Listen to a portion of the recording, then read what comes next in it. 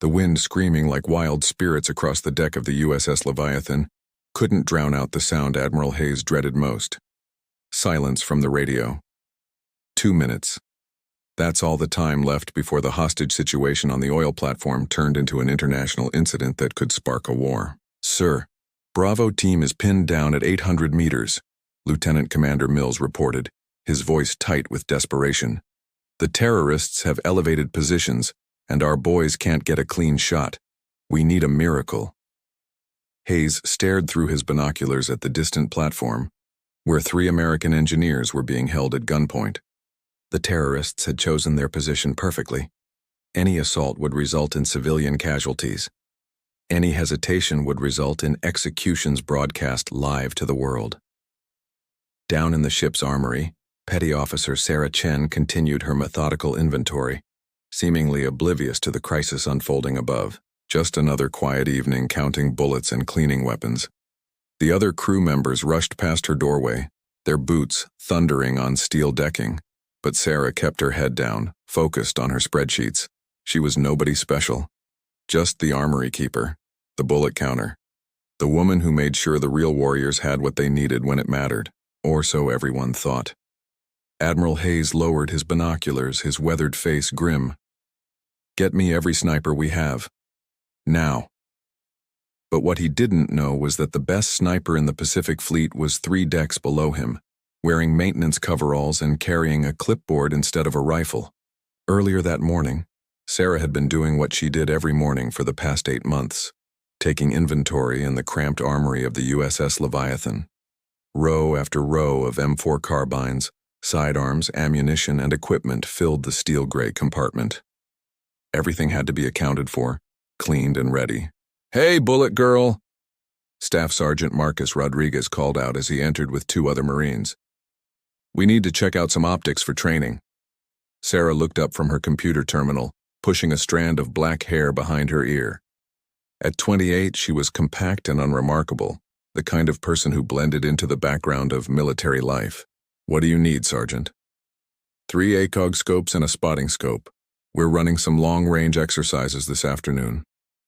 Rodriguez leaned against her counter with the casual arrogance of someone who'd seen combat. "Try not to lose count while we're gone." The other Marines chuckled. Sarah had heard it all before. Jokes about the desk warrior, the REMF, rear echelon motherfucker, the woman who counted bullets while real soldiers used them. "Sign here," Sarah said quietly, sliding the checkout form across the metal counter. Her voice carried no emotion, no reaction to the casual dismissal. As Rodriguez scrawled his signature, he glanced at her computer screen. "Damn, Chen, you really do count every single round, don't you? What's that, 50,000 rounds of 5? 56? You must have the most boring job on this ship." "Someone has to do it," Sarah replied, pulling the equipment from the locked cage. Her movements were precise, economical, no wasted motion. "Good thing too," said Corporal Jenkins, Rodriguez's spotter. "Can't have our gear going to someone who doesn't know which end the bullet comes out of, right?" More laughter. Sarah handed over the equipment without comment, watching as the 3 Marines swaggered out of her domain. In the sudden quiet, she returned to her inventory, but her fingers paused over the keyboard.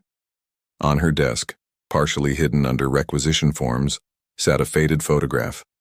A Marine sniper team posing with their rifles in the mountains of Afghanistan. The woman kneeling in the center wore the same quiet expression Sarah wore now, but her eyes held something different. Something sharp and dangerous. Sarah glanced toward the door, then gently touched the photo before sliding it back under the paperwork. Nobody looked twice at the armory keeper. 6 years earlier, Helmand Province, Afghanistan. The wind carried the scent of dust and diesel fuel across forward operating base Chapman as Staff Sergeant Sarah Chen settled behind her Barrett M82A1. Her spotter, Sergeant Danny Walsh, adjusted the rangefinder and spoke in the calm, measured tones that had kept them alive through 14 months in country. "Target confirmed. 870 meters. Wind 3/4 value, left to right. Hostile with RPG, civilian building." Sarah's breathing slowed, her heart rate dropping as muscle memory took over. The Taliban fighter had been using the schoolhouse as cover. launching grenades at the convoy of Afghan children being evacuated from the village. 43 confirmed kills had taught her that hesitation cost lives. "Send it," Walsh whispered. The .50 caliber round crossed the distance in less than a second. The threat ended. "That's a hit.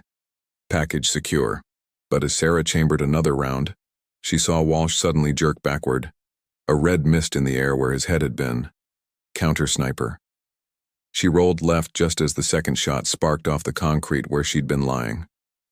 Present day. USS Leviathan. Sarah's hands trembled slightly as she locked the weapons cage. Even now, 6 years later, she could still hear Danny's voice. Could still see his wife Rebecca at the funeral, holding their 2-year-old daughter Emma. Could still remember Rebecca's words. "He always said you'd watch out for him." The nightmares had started after the funeral, then the shaking hands during qualification shoots. The medical board had been understanding. Combat stress, they called it. An honorable medical retirement with full benefits. But Sarah had chosen differently. She'd re-enlisted in a support role, trading her sniper badge for an Armory key. No more trigger time. No more life and death decisions. Just inventory and maintenance, and the quiet comfort of knowing that real warriors could do their jobs because someone like her made sure their equipment was ready. Every night after the ship settled into its evening routine, Sarah would slip down to the auxiliary armory 2 decks below. In a forgotten storage compartment, she'd converted a small space into a maintenance area. Officially, she was performing routine cleaning on long-range weapon systems. Unofficially, she was maintaining something else entirely. The Barrett M107A1 lay partially disassembled on her workbench, its components cleaned and oiled to perfection. Beside it sat range cards she'd memorized, wine charts she'd calculated, and a logbook documenting every practice session she'd run in her head while staring at the horizon. 8 months without pulling a trigger. But her hands still knew the weight of the rifle, the smooth action of the bolt, the precise pressure needed for a clean break. Just in case. Sarah reassembled the rifle with practiced efficiency, her movements automatic and sure. When she was finished, she wrapped it in protective cloth and locked it back in its hidden case. Nobody knew Staff Sergeant Sarah Chen still existed. They only saw Petty Officer Chen, the quiet woman who counted their ammunition and filed their paperwork. And that's exactly how she wanted it. The general alarm screaming through the ship's corridors brought Sarah running from the armory. In the Combat Information Center, she found chaos. Radio chatter, shouted orders, and the kind of controlled panic that came with a developing crisis. "All stop! Maintain position!" Admiral Hayes commanded from the bridge. On the main display, thermal imaging showed the oil platform 3 miles away.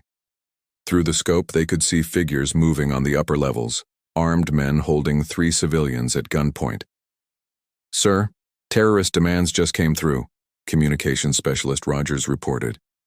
"They want safe passage to international waters and $50 million, or they start executing the hostages in—" He checked his watch. 18 minutes. Hayes turned to his tactical officer. "Options?" "Bravo team is in position, sir, but they're taking heavy fire. The terrorists have elevated positions with clear sight lines. Our boys can't get close enough for a clean shot without risking civilian casualties." Sarah pressed herself against the back wall, trying to stay invisible while absorbing every detail. On the tactical display, she could see the platform layout. A standard offshore drilling rig with a superstructure rising nearly 200 feet above sea level. The hostages were being held on the uppermost deck, protected by armed guards positioned at strategic points. "What about air support?" Hayes demanded. "Negative, sir. Choppers can't get close enough, too much anti-aircraft fire, and any missile strike risks the entire platform." Sarah's trained eye studied the tactical display. Distance, approximately 2,800 meters. Wind, steady at 15 knots from the southwest with gusts to 20. The platform was swaying in the ocean swell, maybe 3 degrees of movement every 8 seconds. It was an impossible shot for anyone. Anyone except— "Sir!" Lieutenant Commander Mills burst into CIC. "Bravo team leader reports negative on approach. They need covering fire from an elevated position, but our tallest structure puts us at deck level with their shooters. We need someone with serious range to make this work. Hayes studied the display grimly. How serious? 2,800 meters, sir. In wind. Against multiple moving targets. The CIC fell silent. 2,800 meters, nearly 2 miles, was beyond the effective range of most military snipers. In perfect conditions, maybe. But with wind, movement, and time pressure? Sir, Mills continued quietly, I've got to be honest, I don't think we have anyone on this ship who can make that shot. Sarah's heart began to race. Danny's voice echoed in her memory. You're the best long-range shooter in the Corps, Sarah. When it matters most, you don't miss. But that was before the nightmares, before the shaking hands, before she'd chosen the safety of counting bullets over pulling triggers. 16 minutes, sir, Rogers reported. Sarah closed her eyes, seeing Rebecca Walsh's face at Danny's funeral, seeing little Emma growing up without her father because Sarah hadn't been fast enough, hadn't been good enough when it mattered most. She opened her eyes and stepped forward. Admiral Hayes, sir? The CIC turned to stare at the quiet Armory keeper who'd just spoken up during a tactical briefing. Hayes frowned. Not now, petty officer. We're dealing with a crisis. Sir, I might be able to help. The silence stretched for several heartbeats. Then Staff Sergeant Rodriguez, who'd been standing near the tactical display, let out a short laugh. With what, Chen? You gonna count bullets at them? Sarah's voice remained steady. I can make that shot, sir. The laughter died instantly. Admiral Hayes studied Sarah's face, really looked at her for the first time since she'd reported aboard 8 months ago. Something in her eyes, something steel-hard and absolutely certain, made him hesitate. Explain yourself, petty officer. Sarah straightened unconsciously, and for a moment her posture shifted from support staff to something else entirely. Sir, I'm qualified on the Barrett M107A1, long-range precision fire. I've engaged targets at distances up to 2,400 meters in combat conditions. Combat conditions? Hayes's voice sharpened. Chen, your file shows you've been Armory personnel for... Sir.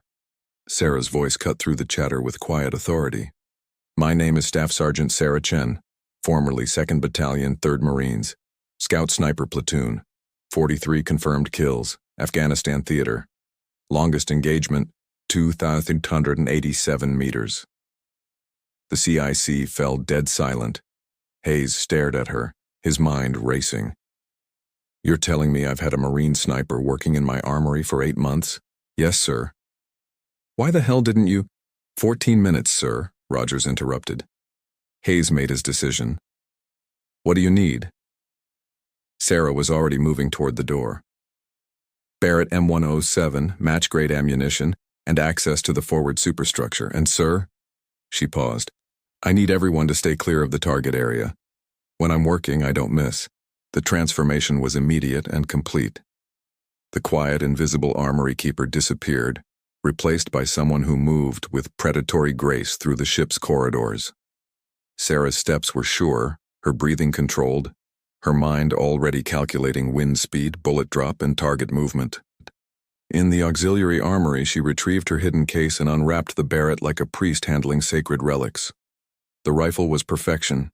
Every component cleaned, oiled, and zeroed to her exact specifications. She'd been preparing for this moment without knowing it. Chen, Rodriguez called out as she emerged onto the forward deck, rifle case in hand. What the hell is going on? Sarah didn't answer. She was already in her zone. That mental space where time slowed and the world narrowed to wind, distance, and the mathematics of death. She climbed the ladder to the forward fire control platform, the ship's highest point with a clear line of sight to the oil platform. Setting up the Barrett took 40 seconds.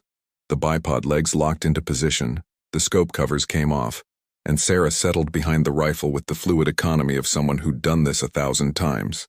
Through the scope, the oil platform jumped into crystal clarity. She could see individual faces now. 3 American engineers kneeling on the upper deck, hands zip-tied behind their backs. 4 armed terrorists, AK-47s ready, scanning for threats. Range, 2,800 meters. Sarah called out to no one in particular. Her voice had changed. Calm, clinical, utterly professional. Wind steady at 15 knots southwest. Platform movement. Mark, 8-second cycle, 3-degree deflection. Admiral Hayes appeared beside her firing position, speaking quietly into his headset. Bravo team, hold position. We have a sniper in overwatch. Sarah's breathing slowed as she settled into the rifle. Her heart rate dropped to 60 beats per minute, the same physiological response that had kept her alive through 14 months of combat. The shaking hands, the nightmares, the doubt, all of it disappeared behind the familiar comfort of crosshairs and calculated death. First target acquired, hostile northwest corner, clean shot. She didn't wait for permission. The Barrett's roar echoed across the water. And 8 seconds later, the terrorist on the platform's northwest corner simply ceased to exist. Target down, switching. The remaining 3 terrorists scrambled for cover, but Sarah was already tracking the second shooter. Lead the target, compensate for platform movement, adjust for wind drift, crack. 2 down. By now, the surviving terrorists were firing wildly in the direction of the ship, but at 2,800 meters, their small arms fire was meaningless. Sarah worked with mechanical precision, each shot placed exactly where it needed to be. Crack. 3 down. The final terrorist broke cover running for the platform's emergency radio.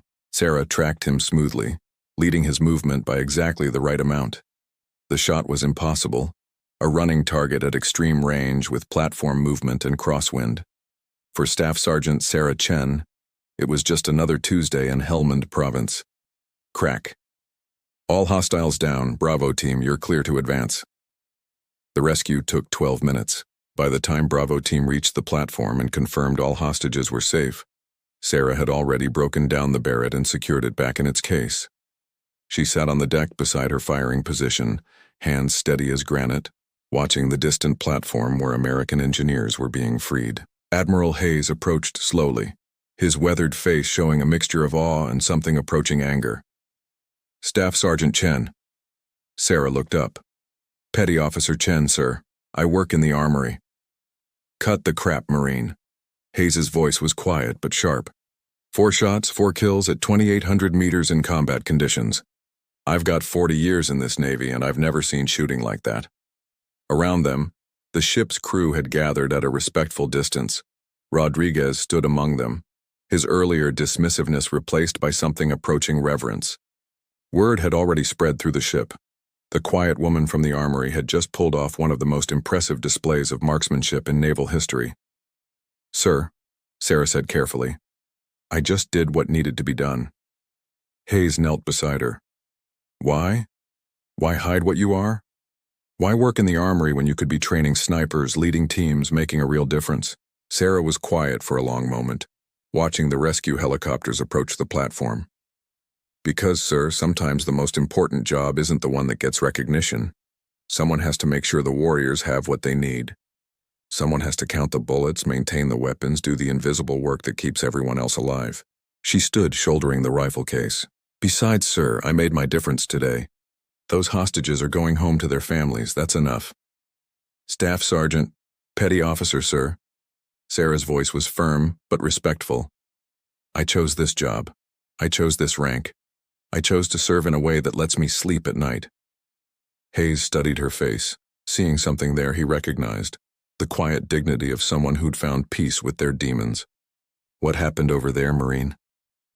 I lost my spotter, my friend. And I learned that being the best at something doesn't mean you should keep doing it forever. Sarah's voice softened slightly. Danny used to say that real warriors know when to fight and when to step back. Today I fought. Tomorrow I'll go back to counting bullets. And if something like this happens again, Sarah met his eyes with absolute certainty, then you'll know where to find me, sir. As she walked back toward the Armory, the crew parted respectfully before her. Some nodded, others whispered quiet words of thanks. But Sarah kept her eyes forward, already thinking about the inventory reports that would be waiting on her desk. In the Combat Information Center, Admiral Hayes watched her go. He turned to his XO with a slight shake of his head. Make a note in the log, Commander. Today we learned that heroes don't always wear the uniform you expect them to. 3 decks below, Sarah Chen returned to her small domain among the rifles and ammunition. She locked the Barrett case back in its hidden compartment, updated her inventory spreadsheet, and prepared for another quiet evening of counting bullets. Because someone had to do the invisible work. Someone had to make sure the real warriors had what they needed when it mattered most. And sometimes, just sometimes, the person counting the bullets turned out to be the most dangerous person on the ship.